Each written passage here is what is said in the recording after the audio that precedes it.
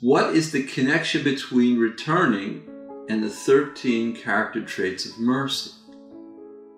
The Gemara in Rosh Hashanah, page 17b,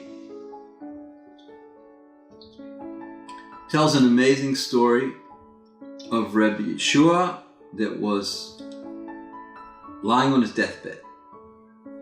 And Rav Papa comes in and sees him and says to everyone, get ready for his funeral. Prepare his coffin. And several hours later, Rabbi Yeshua comes back to life. And Rav Papa was very embarrassed anytime he came across Rabbi Yeshua, and Rabbi Yeshua felt it.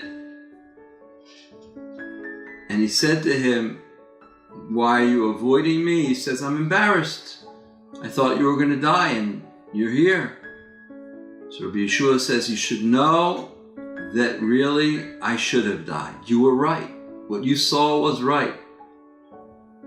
When I went in front of the heavenly courts, they looked at my situation and they said, because you did not judge other people when they slighted you, we are passing over your case and you can go back. And from here the Gemara explains that the people who pass over judging other people will be dealt with mercy in the higher worlds. Essentially, people think, and it is true, that by reciting these 13 words, these 13 character traits, that it's like magic, but the truth is that the Gemara says that any time the Jewish people are in a state of distance, they should do the 13 character traits. Not they should say them, but they should do them. So the Yud Gimel Midas HaRachamim essentially is this book, aligning with the supernal attributes. Everyone should read this book constantly, along with my book. But on Yom Kippur, there's no time to read this book, and you took a crash course. You can give a little tzedakah. You can let somebody else sit in your seat if he doesn't have your seat. You could do all those things. That's great. And you can even say you're sorry. But in a certain way, there's a secret formula where we activate the mercy of Hashem to give us spiritual credit. And this is exactly what we're doing on Yom Kippur. We are arousing, if we could say, God to arouse the highest level of God, the supernal mercy called Atik, the Ancient One, and activate the mercy that mollifies all transgression. That's something that's beyond comprehension. But the first level the Gemara talks about is actually emulating the ways of God, not necessarily just chanting off the words.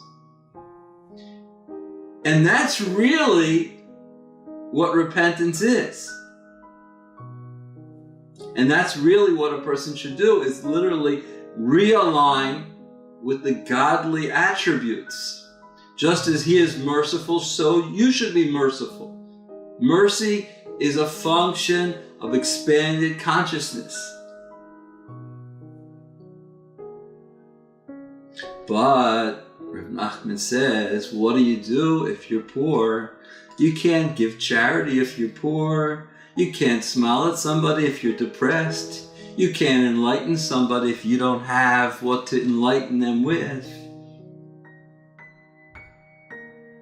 Therefore, it says in the prayers, don't remember our first transgressions. Preempt your mercy because we are poor. Meaning to say, we cannot immediately align ourselves with your mercy. We want credit. We want you to have mercy on us and clear the slate and let us begin new as people who are not in the hole. And that's the essence of Yom Kippur. Hey, did you like this video? Please click the subscription button and the bell icon so you'll get notified when we upload a new video.